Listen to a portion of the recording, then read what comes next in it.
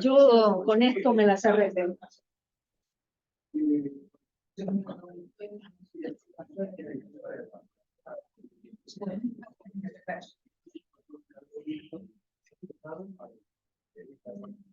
¿Y eso?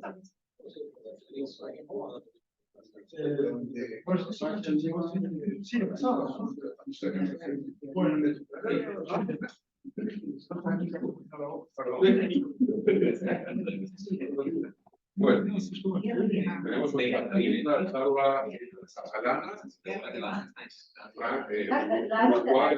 uruguayo venezolano con Ciplao. Con Bullis, con Bullis. Bueno, un placer como siempre tener a Alejandra, que nos va a hablar de inclusiones y no especialista en el estudio de datos emocionales. Bueno, muchas gracias Alejandra por venir, por la charla. Adelante. Gracias a ustedes y perdón a los de los funcionarios, Alejandro, Ricardo. Una vergüenza hablar de esta pavadita delante de ustedes. Estas cosas son, a ver, es una cosa totalmente empírica lo que voy a contar. No hay nada demasiado en serio. Tengo una colega, Amanda Fernández, que es de estos practitioners, que tenía unos datos entretenidos, eran datos sobre los movimientos que hace una persona que está contestando un test con el ratón de la computadora. Y tenía que estudiar eso, y lo hizo que en un artículo ella con otra gente en Alemania tienen un artículo sobre esos datos, y parte de lo que hacían era hacer regresión no paramétrica con eso. Y entonces a Amanda se le ocurrió que probablemente cambiando algunas cosas sobre lo que ellos hacían, las cosas podían resultar mejor. Y entonces esto era un intento de, bueno, ver a ver qué se podía cambiar para ver si las cosas mejoraban. Y es un intento fallido porque quedó a medias. Yo creo que todavía se pueden hacer cambios que no hicimos. Perdón la interrupción. Perdón, Alejandra, Ajá. ¿podrás compartir pantalla? Yo no, pero alguien que sepa. Yo la De está momento no hay manejando. nada, ¿eh?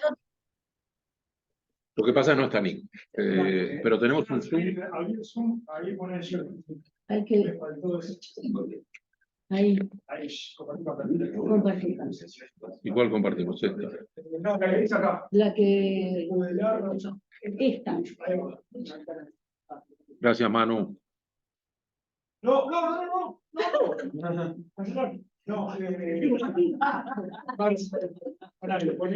Ahí se ve perfecto. Gracias. Hay Navidad, con problema. No debería funcionar.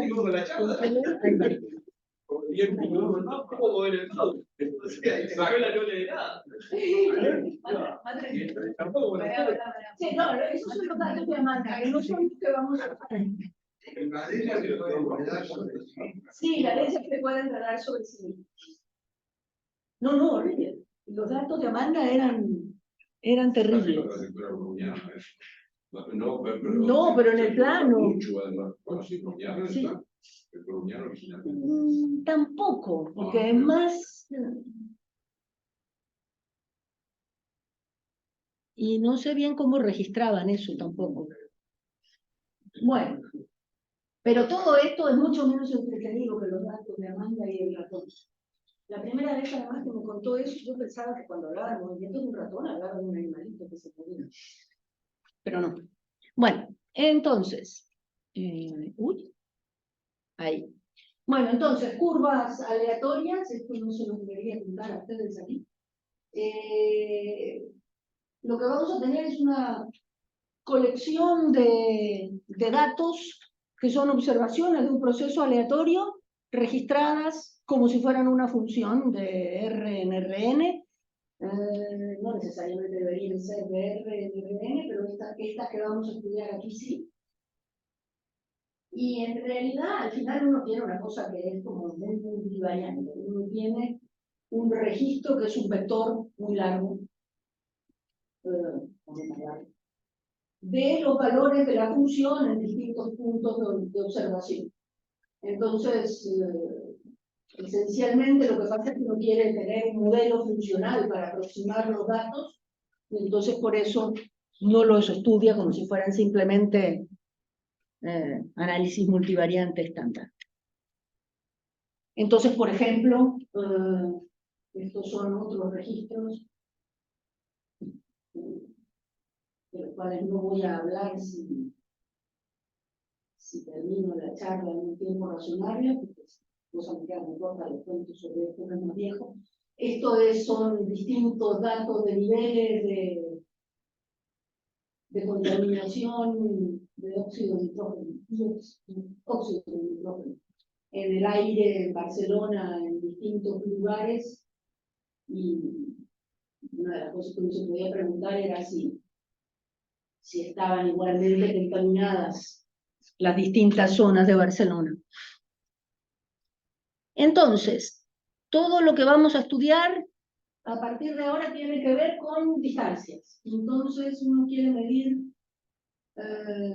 cuán cerca están dos objetos que son funcionales, y en general lo que uno va a tener que usar es una semimétrica, porque las derivadas de las funciones podrían darle a uno información sobre qué es lo que está pasando. Por ejemplo, estos son unos datos muy estándar, muy estudiados sobre crecimiento de un conjunto de líneas seguidos a través de muchísimos años.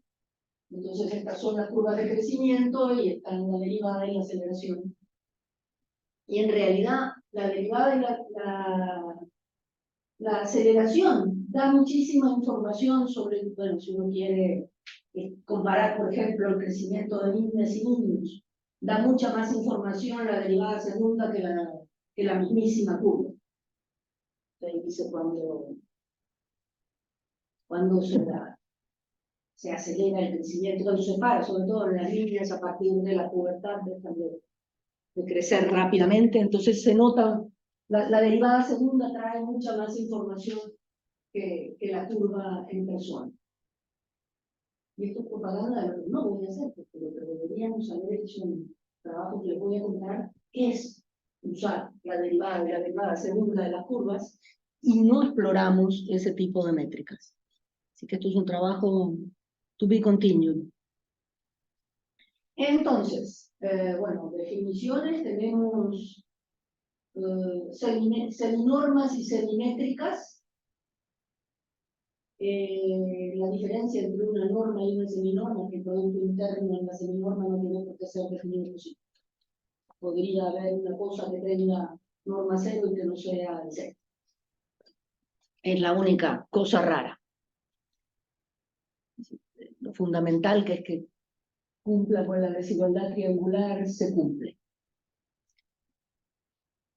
Y lo vamos a usar para hacer regresión no paramétrica. Vamos a estimar la curva de regresión, la esperanza condicional de la función dado las observaciones, con una generalización del estimador de Nadaraya-Watson, que es, bueno, el estimador de Nadaraya-Watson es la suma de las I por el núcleo, dividido la suma de lo que pasa en el núcleo, y acá es exactamente lo mismo, salvo que uno podría eventualmente tener distintas distancias en las distintas covariables. O sea, que además no vamos a hacer de nosotros. Si uno podría usar distintas métricas para considerar las distintas covariables. Esto es una cosa viejísima, el Terratillo prueba que este estimador es consistente de electrones que convierte con, ¿se llama esto? Vamos a competir.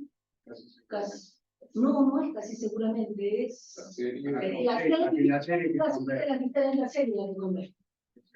Con divergencia completa, eso. que a su vez sirve para Borel-Cantelli, etc. Entonces, bueno, pero eso es una cosa viejísima y conocidísima, así que... y los pesos estos hacen la PC del ancho del mando, de la estimación de la densidad. Y esos son los que hay que elegir. Lo que da trabajo ahí es elegir los pesos para que esta cosa funcione. Que mucho cross-validation, mucho... No depende de N, los pesos, no. No. No. Estás pesando las coordenadas. Estás pesando las coordenadas. Sí. Sí, es eso, es como el ancho banda. Digamos, sería el inverso del bando, lo que hay que poner ahí. Cuando se estima intensidad y se pone... Es una cosa local. No isotrópicos. Exacto. Que cambian de acuerdo. Pero cuando no depende de N, no es una HN que se pone.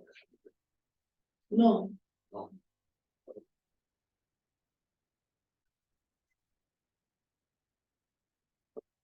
Porque estás en tensión también. Claro.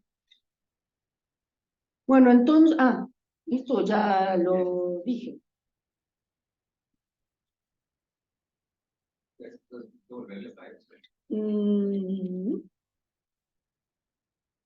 No entiendo las J's que son esa forma de numerador. A la izquierda solo depende de X. Para cada I, Hay pares. hay pares, sí. Entiendo los pares. Es la respuesta I que depende de las X. Pero es minúscula. O sea, lo que tú... Determinista, ¿no? Aleatorio. No, es la I observada. Es la I observada, correcto. Gracias. La I observada en el estimador. Entonces, bueno, lo que hay que pedirle a esta cosa para que converja almost completely, eso, la serie es la que tiene que converger. Eso pasa, bueno, si las F son de alguna forma regulares, son condiciones técnicas no demasiado complicadas. Y el resultado como les decía, es viejísimo, de Ferrativie, bueno, tampoco tan viejísimo. Sí, ¿no? Sí, una cosa del 2006 es viejísimo. ¿Qué hice? No, me fui para el lado que no era.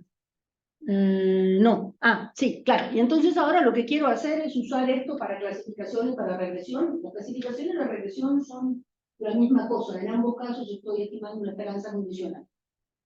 En un caso es una probabilidad condicional, así que la esperanza de la indicatriz, y en el otro simplemente la esperanza condicional. Entonces uno escribe el estimador de densidades poniendo aquí, en este caso las observaciones son las funciones indicatrices de que la I valga lo que tiene que valer, y lo que tengo que hacer es maximizar este estimador estilo Nagaraya-Watson, y las condiciones de regularidad que hay que pedirle a esto son parecidas a las anteriores, cuando la función de regresión no era una indicatriz, sino que era cualquier otra cosa. Y entonces, claro, acá en todas partes hay distancias entre las X. Y lo que quiero es... A ver, las X mayúsculas son los datos y las X minúsculas son el punto donde quiero hacer la estimación. Entonces, tengo que calcular distancias. Y lo que hicimos en el experimento fue usar tres distancias distintas, la L2, la de Hausdorff y la de Wasserstein. El trabajo que hizo Amanda con el ratón lo hizo con la distancia de Hausdorff, y calcular la distancia de Hausdorff es lentísimo. Entonces, parte de lo que quería ver Amanda era si se podía evitar algún tipo de cálculo o tiempo de cómputo usando cosas más fáciles de calcular, por ejemplo, la distancia entre dos, mucho más barata. Y no sé por qué se le ocurrió Wasserstein. La distancia de Wasserstein es cuánto hay que mover la masa de una distribución de probabilidades para convertirla en otra distribución de probabilidades. No tiene por qué pensar que son probabilidades, aunque sean masa finita alcanza. Quiero sacar tierra de un lado y ponerla en otro. Cuán caro es. Cuán caro es calcular Wasserstein. Entre empíricas hay algoritmos. Sí, hay algoritmos. Es más barato Wasserstein que Hausdorff. Y por supuesto que lo más barato es el 2. Lo que tendríamos que haber usado era esto mismo, pero con derivadas de orden básico. Es decir, sumarle las distancias entre las derivadas. Tampoco hubiera complicado mucho más la vida y yo creo que hubiera dado un poco más de información. Entonces, a priori, uno podría pensar que alguna de estas cosas podría... Sobole. Sí. Pero son sobole de más. Sobole base, bueno, o sobole L2, sobole Hausdorff, sobole lo que quieras. Claro, lo que hay que hacer es tener las derivadas, simplemente. Yo creo que eso podría haber mejorado lo que hicimos. Todo lo que hicimos fue, como les decía antes, totalmente empírico. 2 ejemplos de clasificación, uno para clasificar... Pero los resultados en la medida en la que el número de samples crece, llegas consistentemente al esquema correcto, ¿dependen en algún sentido de la distancia que se ¿Hay algo? No. La teoría dice que... Ahí no hay ninguna restricción. Mostrar que el error de base. Claro, es que mostrar que converge el error de base. La velocidad de convergencia no depende de la velocidad. Sí, la velocidad sí depende.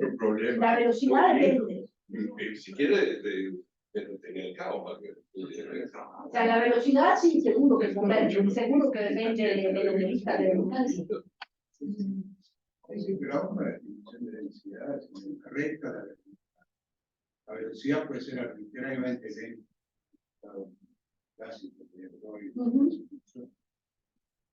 ¿Cuándo varías qué? Cuando pones una densidad muy Sí, y no puedes adaptar la estimación de la densidad si la cosa es horrorosa. Puede tener velocidad de logarítmica. Claro. Y no, raíz de n es insoluble si la cosa es muy fea. Entonces, los ejemplos son eso. El primer ejemplo era clasificar bird chicken, pollos y pájaros. Entonces, los datos que eran, son imágenes binarias, son las distancias del centro del contorno del pajarraco al borde. Los datos, sí. ¿Qué es el centro del contorno? Uno tiene el pajarraco, busca el centro de masa del pajarraco y polares. Entonces la cosa era ver si era posible distinguir entre pollos y pájaros. Los datos estos están y vienen preprocesados, están acá. Y son pocos. Son pocos los bird chickens. Son, a ver, lo tengo apuntado aquí. Hay 20 observaciones que están tomadas en 512 puntos. 20 para el train y 20 para el testing. Son 2 clases. Bird y chicken. Son 2 clases. Y esos son pájaros distintos, son inversiones. Exacto. Entonces usamos 20 pajarracos, animalitos, para training y 20 para testing, horrible, poquísimo. Y en el tiempo que se mueve, entonces varía. No, el ángulo. Es el ángulo. A medida que varía, claro, ese es el... Los Ahora lo pesan son el nada más para poder requisitos. Lo pesan primero para que tenga más o menos el mismo peso, porque un tornito No, están se en- parece menos a una gallina que un cuervo. están escalados, está todo escalado. Está todo escalado. Es un problema de identidad. Es decir, si el estadístico que toma realmente separa las clases. Eso me parece. ¿Por qué motivo el estadístico es del centro al contorno? Ah, la distancia. La distancia, ¿sabes qué pasa en las curvas? Curvas escolares, Las curvas en polares, eso donde dice time points, son los ángulos, eso se espera que sea identificable. eso se espera. Y hay problemas porque eso no es no es una función, ¿no? Uno ve el gallo ese y tiene algunos rayos del centro cortan en varios puntos. Claro, es una curva. No, pero no es una. No, Ahí viene. Esto no es lo que estoy clasificando, esto es un dibujito. Lo que estoy clasificando son estas cosas son funciones. Eso ya está.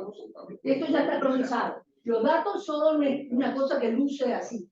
Pero supongo que si no dibujas, no separar la mano. En polares está escrito en la curva. Claro. Más de 0 a 2 pi, no es en un solo círculo, sino en estas dos. Pero ahí va y viene, porque. No, ahí no va bien de cada curva, son curvas de... No, la curva sí, pero el gallo es. Es anecdótico. Sí, hay dos componentes. El gallo es francamente anecdótico. Claro, que para un ángulo hay dos intersecciones, claro.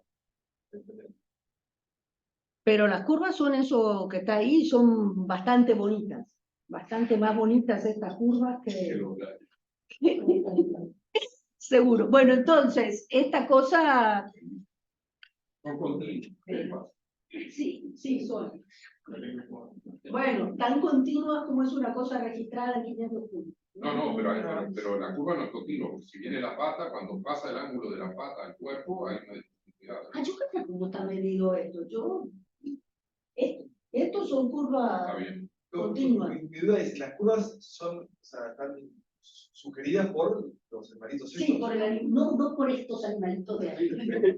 Por alguno, ok. Por algún, A ver, y algún chicken. no. Esto fue obtenido googleando Bird and Chicken Picture. Y no tiene nada que ver con el dataset. A ver, a ver. Entonces yo me imaginaba porque se corrió el algoritmo sobre esa foto y. No. Bien. A ver, acá está el dataset. Ah, ¿acá está? ¿Dónde está? Ahí está. Arriba de la mesa. Ahí está. Acá hay una explicación técnica. Ahí está. Son 20 distancias, 60 clases de intercambio, we have extracted the outcome. Eso, 1D series of distancias al centro. Lo que dice Cacha es que, porque a veces deja de ser continua, ¿no? O sea, Sí. tiene distintas componentes, digamos, que tiene. No, pero. Capaz que. ¿Verdad? Esto no creo que sean verdaderos pollos, andás a ver lo que son. Bueno, en fin. Entonces, me fui. Bueno, al final L2 funcionó mucho peor que la Accuracy. Claro, a ver, ojo, son 20 en el training y 20 en el testing, son poquísimos datos. Pero bueno, funcionó mucho mejor Wasserstein que Hausdorff o que la L2. Mi impresión es que ahí lo que estás es tratando de convertir un pollo en un pájaro. Que debe ser fácil hacer una deformación de un pollo para convertirlo en un pájaro elegante. Eso es que tú entrenaste con 20 y luego de las otras 20, el 90%. El 90% clasificó bien. Y claro, los pesos hay que... no puse los pesos. No puse los pesos.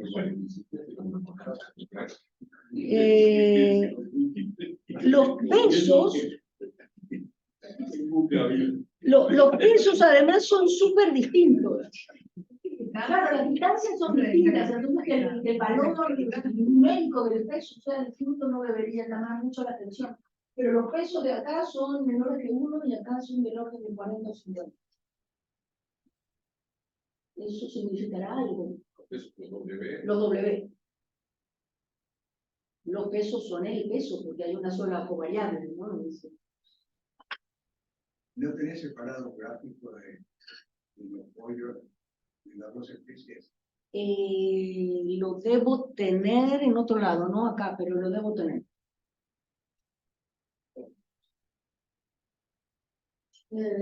Y yo me imagino que lo que pasa es eso, que debe ser fácil hacer una deformación de un pollo para convertirlo en...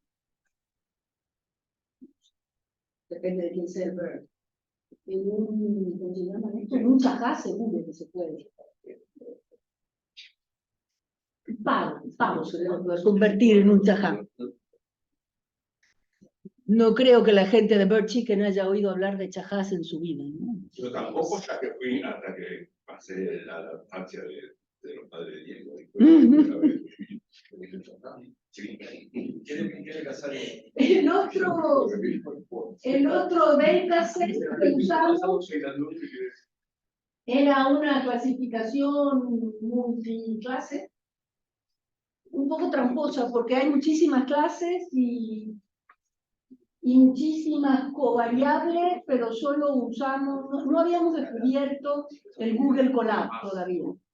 Cuando hicimos esto no habíamos descubierto cómo calcular en la nube con el GPU. Así que... Simplemente arribita del... En lo rojo, ¿no?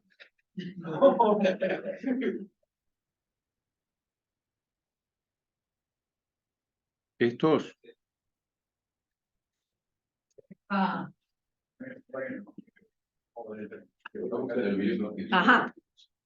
Bueno, entonces esto era...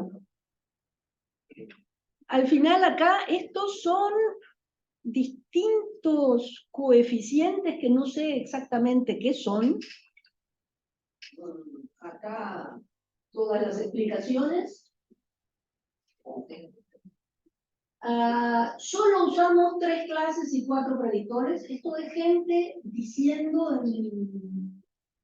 hablando el nombre de dígitos. 1, 2, 3. 1, 2, 3 hasta 10. No, 0 a 9, no sé. Supongo que 0 a 9. Y solo usamos 3 clases porque tardaba la vida calcular las distancias. Y hay 13 espectros de estos para cada individuo, para cada individuo. Y bueno. Y acá al final L2 fue la que salió ganando. No especialmente peor que Wasserstein. Y aquí sí que no tengo ninguna intuición de por qué L2 funcionó mejor. Porque además, si uno mira las curvas, se ven bastante feas. Uno creería que... Y la señal que es audio. Es audio. Y agrupaste con qué criterio. El mismo... la gente que habla el mismo dígito. Esto es gente que dice 1, distintas gentes diciendo 1, en árabe. 3 grupos. No, sí, eso. Pero con 3 clases, ¿por qué juntaste 3? No, sí, 3 números. 0, 1, 2. Son 0, 1, 2 y de las 13 espectros estos, 4. Y elegidos al No, random. porque resulta que a lo mejor algunos números se pusieron más parecidos a otros. Sí, probablemente. No, bueno, había que haber hecho los 13. No, pero... Lo que pasa es que no habíamos descubierto cómo calcular rápido. ¿Agrupaste el 0, 1, 2 o No, solo las no, fuerzas? solo elegimos 3 números. Claro. Claro, no, solo elegimos 3 números. El 0, el 1 y el 2. Que no sé si se dicen parecido o no en el idioma original, además. Aquí sí había más datos. Lo que hay acá es que el L2 se equivoca menos, no las tengo aquí escritas, pero la matriz de confusión, la de la distancia L2, no solo da muy bien, sino que casi que hay ceros fuera de la diagonal. En cambio, en las otras, no, hay de todo fuera de la diagonal. Entonces, L2, y de nuevo, no sé por qué. La intuición esta anterior de convertir pollos en chajás, acá, no sé qué podría pasar. Y lo mismo intentamos con, hello, con una regresión también, ¿cómo se llama? Un dataset súper conocido para la gente que estudia datos funcionales. Esto es, ¿qué hace Tecato? Carne. Tecato es el nombre de una máquina que pica carne. Y esto es las curvas espectrales de absorción medidas a 100 longitudes de onda distintas.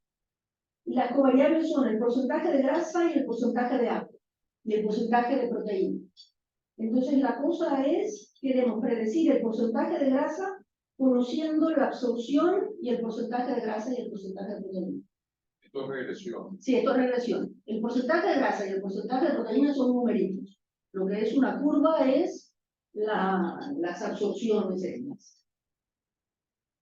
Entonces tenemos 3 regresores, de los cuales 2 son escalares y el otro es funcional, y queremos predecir una respuesta escalar. Y entonces, eso. Lo que hay ahí, el root mean square error ponderado. Ponderado quiere decir que es un promedio.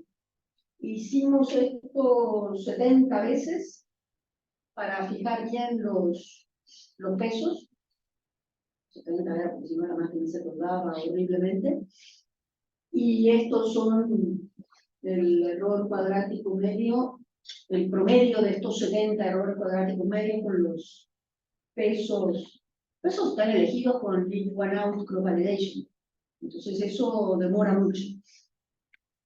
Ahí en Tecato en general da mejor con las derivadas. Sí, da mejor con las derivadas. Por eso es que había que haber usado Sobolev. Porque aquí da mejor con las derivadas. Son curvas de naturaleza muy distinta a las anteriores, ¿no? Claro. Sí, esto es súper regular. No, a ver, de hecho, las derivadas están acá. Ves que las derivadas y la derivada segunda son mucho más informativas que las curvas en persona.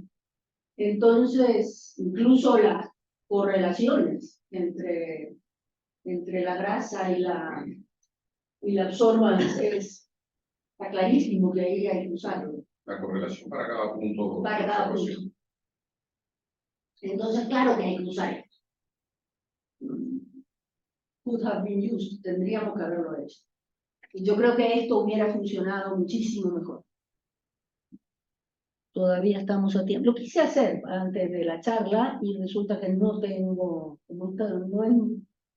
no es reciente este trabajo, no tengo en la computadora ni los programas, bueno, los datos se consiguen, pero no tengo los programas, entonces, para ponerme a programar otra vez, pues no. Así que esto había que haberlo hecho. Bueno, a ver, conclusiones de este asunto. Por supuesto que usando distintas semimétricas la cosa funciona distinto. El L2 es muchísimo más rápido. Hay que usar distancias de Sobolev, porque no sirve para nada. En el trabajo este de Amanda usaban la distancia de Hausdorff, del ratón. Seguramente si las curvas son suaves el L2 es lo mejor, pero probablemente un L2 sumando lo que pasa con las derivadas. porque iba a funcionar bien. Y no sé qué pasa si hacer smoothing arregla o no arregla las cosas para poder usar L2, que demora muchísimo menos. Si uno suaviza la curva antes y después L2, se perderá algo realmente. Y este trabajo queda hasta aquí porque no da para más. Y no sé cuánto rato queda, porque si queda, les cuento cosas mucho más viejas, con algo de sustancias, y lo dejamos hasta aquí. Ah, no, entonces no vale la pena. No, En general terminamos 15 minutos o más. Sí, no, pero claro. no me voy a marcar. No, 20 minutos fácil, no hay problema. ¿Sí? Sí, sí. Bueno, esto es viejísimo, esto otro que está aquí para completar, es otra incursión de alguien que no hace funcionales, que soy yo, en tierra de otra gente, que hay una incursión que no puedo hacer porque ahora no puedo mover. Ah, eso. Up.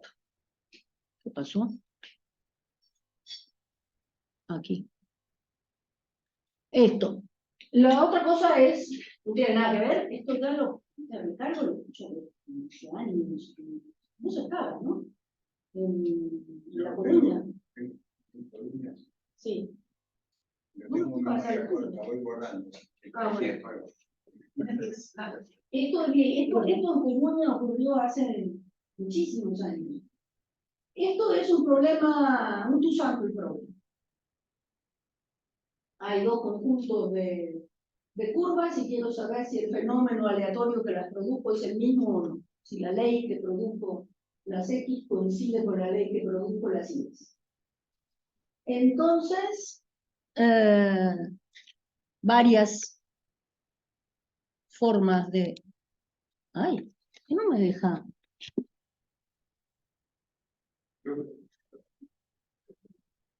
Ahí. Entonces, por ejemplo, ejemplito. Contaminación, 2 años distintos en el mismo lugar, aumentó, no aumentó, es la misma, estaba igualmente contaminado un año que el año siguiente. El lugar y las curvas son esas cosas de ahí, eso es la mediana.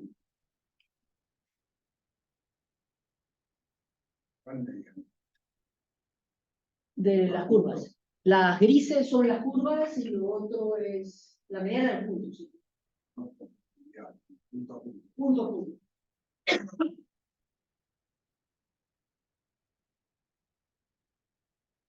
Entonces, vamos a hacer test de permutaciones.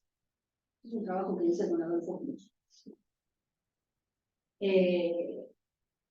Los 3 tests son test de permutaciones. Uno que es una generalización del test de Schilling, que es un test multivariante para comparar 2 nubes de puntos.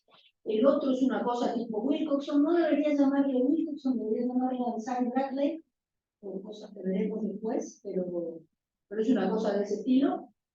Y otro test basado en cuán profunda es una curva.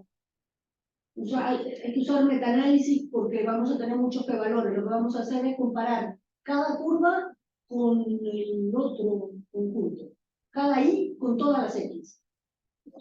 ¿Cómo se mete adentro? Y claro, va a haber muchos p-valores y va a haber que decidir cómo elegirlos. Entonces lo que usamos fueron especies de Bolgeroni, el máximo entre los p-valores de las x con las y las y con las x. Esa cosa funciona bastante mejor que el otro de estos tests. Tal vez, esto First Discovery Rate hubiera servido, pero no se nos ocurrió en este momento. Y entonces, bueno, eso. Entonces, ¿cómo son los tests? Facilito. El test de Schilling hay que calcular 1000 escenarios. Entonces, pongo un 1 Lo difícil acá, lo que es time consuming, es calcular los nearest neighbors de las curvas. Fijado acá, lo que hago es miro para R más chico que K, para todos los R más chicos que K, miro, pongo un 1 si... junto lo típico do sample problem, junto todos los datos. Concateno las X con las Y. Entonces lo que miro es para cada curva, si esa curva y sus R vecinos más cercanos son de la misma, del mismo conjunto, sí o no. Y R lo determinas como. R y de 1 acá. De 1 acá y sumo. Y sumo. Sumo, el test va a ser... bueno, nearest neighbors están calculados con la distancia L2. Están definidos de manera única. Si no, se sortea. Entonces, la distancia L2 se calcula muy rápido, no quiero dar detalles obvios, no calcular la distancia empíricamente, si están en el mismo grid, facilísimo, si no hay que representarlas en términos de, yo qué sé, lo que sea, clients, lo que sea, para poder calcular los nearest neighbors. Calcular nearest neighbors no es tan caro. Y el estadístico va a ser entonces el promedio de eso. La suma es el promedio de todas las indicatrices estas, cuántas veces un tipo y todos sus vecinos, hasta el KS, están en la misma muestra. Bueno, esta cosa es invariante bajo permutaciones, así que la distribución de esto se puede calcular permutando, así que ya está. Tenemos la distribución de este asunto. ¿Qué? Sí.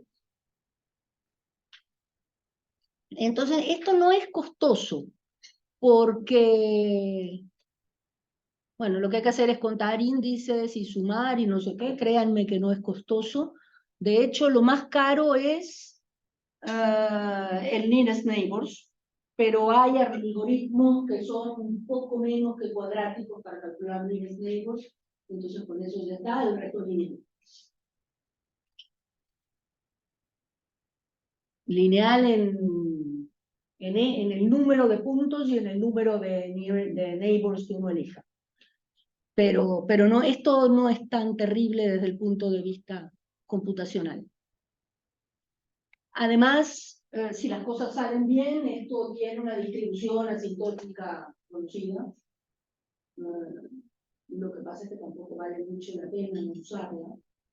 Es mejor permutar que usar la distribución asintótica, así que... Pero bueno, uno se puede quedar contento porque tiene su teoremita que le dice que hay una distribución asintótica que se puede calcular. No. Sí. Sí, claro, es normal. Lo que pasa es que la covariancia es fea porque depende de cuántos puntos de cada muestra sean near neighbors de los de la otra. Eso es difícil de calcular, pero... Bueno, entonces eso es la generalización del shilling. Y después vienen los dos tipos de tests basados en distancia la de carne, claro, la otra. Hay muchísimas otras bandas generalizadas, random projections, pero Ricardo y Graciela, la fácil. Entonces vamos a usar la distancia de Ricardo y Graciela, que si tuviéramos los puntos en R, simplemente lo que hace es ponerle, decir, bueno, esto solo está más lejos, pues esto, después esto, después esto, después esto. Entonces, basándose en esa distancia, uno va a ordenar las curvas y hace un test tipo Wilcoxon, que no es tipo Wilcoxon, porque Wilcoxon, cuando uno lo mira bien, Wilcoxon es un test para desviaciones en la media de datos en R, ¿no? tal como está puesta la distancia definida. Bueno, la distancia funcional es integrar esto en todo el... Esto es simplemente la distancia entre puntos de R, ¿no? Para tener la distancia entre las curvas, lo que tengo que hacer es integrar eso. Así que uno lo que hace es un Wilcoxon basado en esta distancia. Al ser un Wilcoxon no era tampoco ninguna novedad. Esta gente, López Pintado y Romo tienen un test basado en su profundidad de las bandas. Y este funciona más o menos igual que el de la profundidad de bandas. Eso. Pero es una mala idea llamarlo Wilcoxon porque en realidad, como el orden es 1, 2, 3, 4, en realidad esto es una cosa que es sensible a cambios en la dispersión. Si uno tiene unas curvas por acá y las otras están más afuera, esto se va a dar cuenta. Si uno de los conjuntos está mucho más concentrado, menos abierto que el otro, entonces esto se va a dar cuenta fácil. Y eso es lo que hace el test de Ansari-Bradley, no el de Wilcoxon. Por eso digo que llamarlo Wilcoxon era un nombre feo, pero bueno. Y por supuesto la distribución de un test de este estilo es invariante bajo permutaciones, así que dale permuta. Por eso no necesitan distribución límite, No necesitamos distribución límite. que debe ser muy fea. No, también es normal. También hay que calcular la esperanza y la varianza, que también son feas.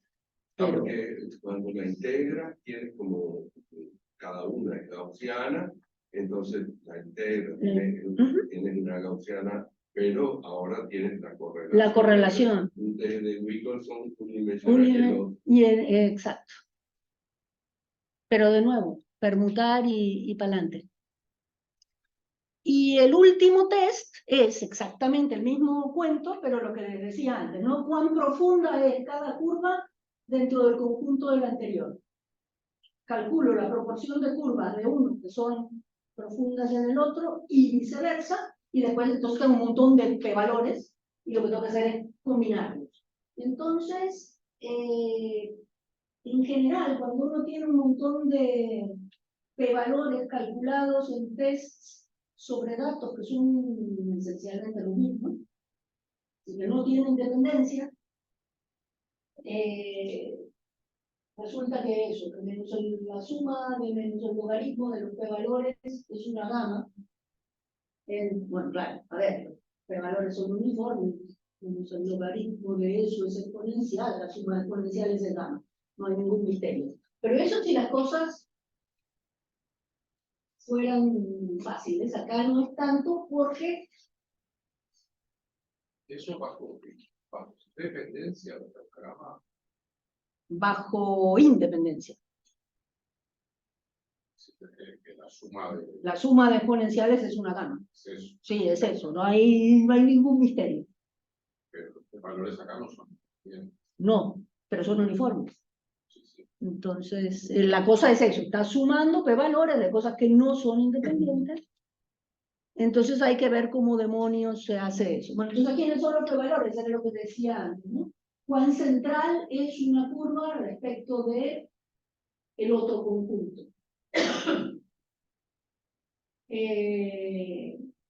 Así que, por supuesto, que la gama no va a ser una buena aproximación, porque acá no hay independencia. Entonces hay que ver qué pasa. De nuevo, la profundidad es la misma, usamos Ricardo. Ricardo 1, Ricardo tiene varias. Graciela. Bueno, Graciela. Entonces, bueno, efectivamente uno espera que cuando la hipótesis nula, es decir, cuando son distintos los dos conjuntos, entonces la suma de estos menos logaritmos debería ser grande, y entonces tenemos dos sumas, y necesitamos asociarle un p-valor al par cuán centrales son las I's en las X, y las centrales son las X en las I's. Y entonces una manera es usar Bonferroni, y la otra manera es usar el máximo. Entonces, pues, y ambas cosas son ¿cómo se llama? Permutables, así que es fácil de calcular.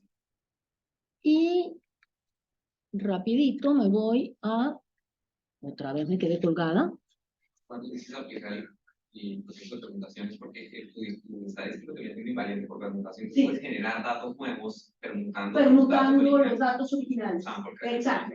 Exactamente. Y eso me da la distribución de la distribución exacta. Son como datos que permuto todos y ya está. Y es exactamente la distribución. Soy un método físico, un viejo como el hambre. Base Fisher tenía 8 datos y era fácil permutar 8 cosas.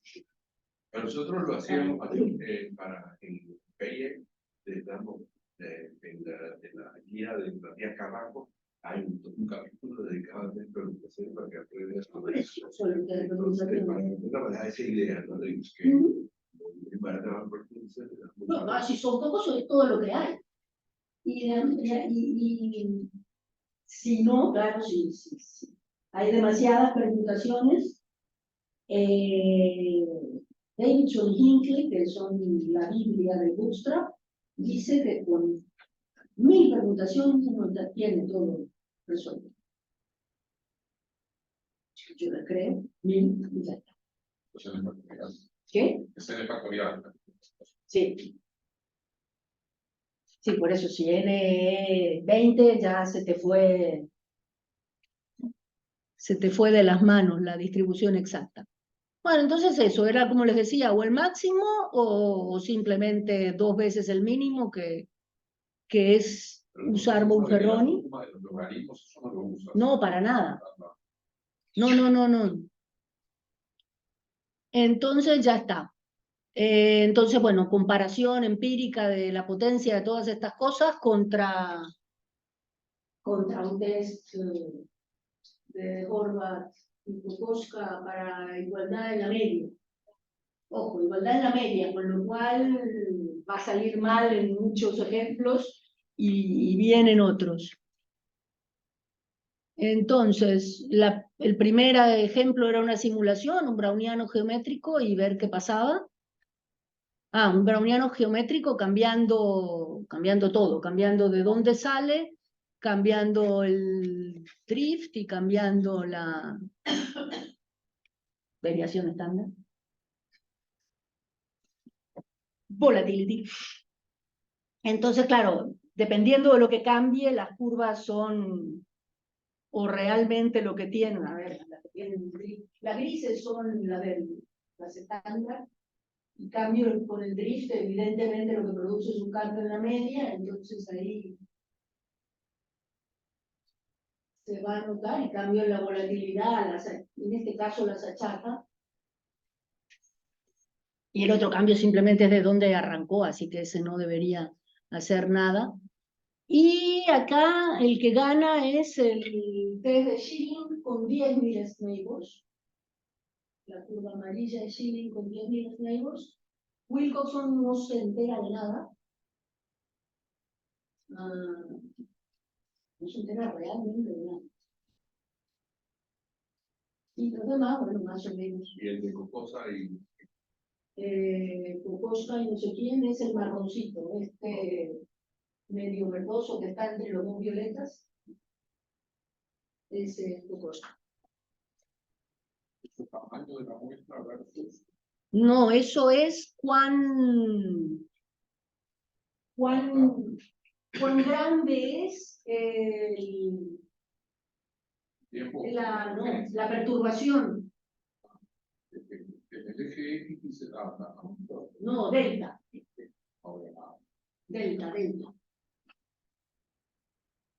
Te vas alejando de la nula. Te vas alejando de la nula y en la potencia observada. ¿Cuál es el más costoso? El Wilcoxon. Está claro que en ese caso se pueden hacer cosas mucho más. A ver. Sí, claro. No, esto era para ver si se daba cuenta. No, claro. Claro, a ver, estos son cambios. Punto distinto. Estos son cambios en el origen, ¿eh? Estos son cambios en el origen. Ah, Este es cambio en el drift. Y ahí es. Claro. Y aquí el que... En realidad, acá el que se entera más es Horvath y Kokoska, claro, porque es un test diseñado para cambios en la media. De nuevo, Wilcoxon ni se entera. Y cambios en la volatilidad se entera todo el mundo, menos Horvath y Kokoska, precisamente, lo cual está bien. Es una cosa diseñada para cambios en el drift, y acá lo que le estás cambiando la escala, es razonable que este señor no se entere. ese es el verde, marrón de abajo. El marrón de abajo. Que tiene voces. El metaanálisis usando Bonferroni. Y el otro MA1 es el metaanálisis usando el máximo entre los dos. Y acá, por supuesto, que Wilcoxon la Sansari Bradley, claro que se entera. Porque eso es lo que hace enviarle la volatilidad, le cambia justamente la dispersión a los datos, y esta distancia se va a enterar. Esta y casi cualquiera de las profundidades posibles. Y el ejemplo divertido era comparar datos de verdad. Y en realidad separamos los datos en días laborables y no laborables, un año y el otro año, distintos barrios. Distintos barrios, en el mapa no se ve muy bien. Una de las expresiones de monitoreo está por ahí donde dice Sarriá Sanzebasi, la otra está como por... Ah, están ahí marcadas, ¿no? No sé si se ve. Los puntos violetitas, unos puntos violetitas que están ahí. Esto. No. No. No, pero no se llama. Ah, por el no. Acá hay una, acá hay otra y acá está la otra. ¿Y el de Sarriá dónde está? El de Sarriá está en la Plaza Gala Placidia, en Vía Augusta. Pero no tiene después más hacia la No, ahí debería bajar. ahí debería bajar. Bueno, y la gran contaminación debería estar acá y acá, en Sanz. Lo que querés saber es diferencia de un año al otro. De un año al otro, no, y de barrio en barrio. Hicimos de barrio en barrio, de un año al otro, y de días laborables y días no laborables. Y al final, todo resulta igual, excepto algunas cosas. Algún barrio, a ver, de valor 0,8, para decir que la cosa fue muy distinta. Entonces, todos los demás pares que miramos son significativamente distintos. Esto en días laborables era todo igual, excepto ahí. Working days y no laborables, la evidencia de que son distintos, más fuerte la da el Shin 10. Y bueno, poca cosa más. Le mandamos esto al ayuntamiento, ni gracias nos dijeron. Así que, no, en serio, no se dieron por enterados. Y bueno, de un año a otro, algunas cosas, en algún barrio las cosas cambiaron, otras no, etcétera, etcétera, etcétera. Y ya está. Y esta foto es vieja. Porque ahora...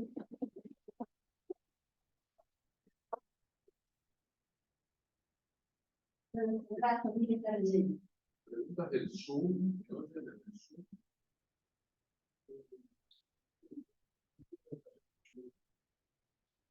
Preguntas.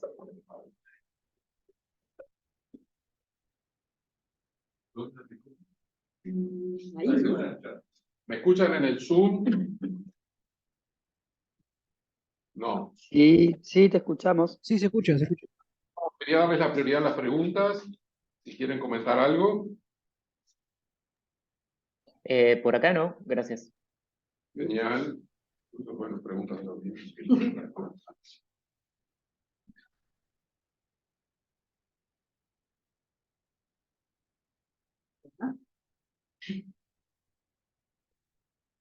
Bueno.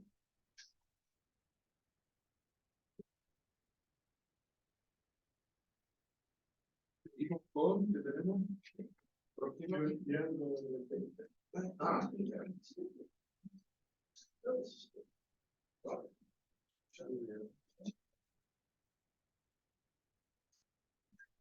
¿Cómo que termina?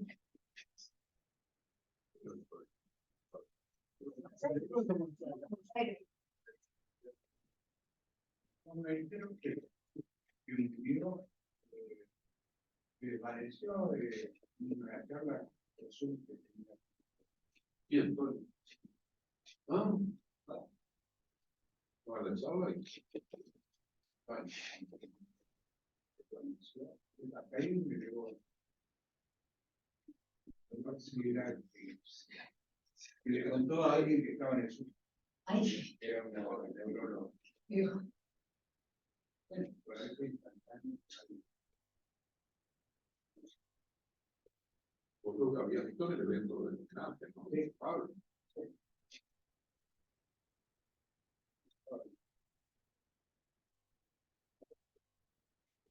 Pasa.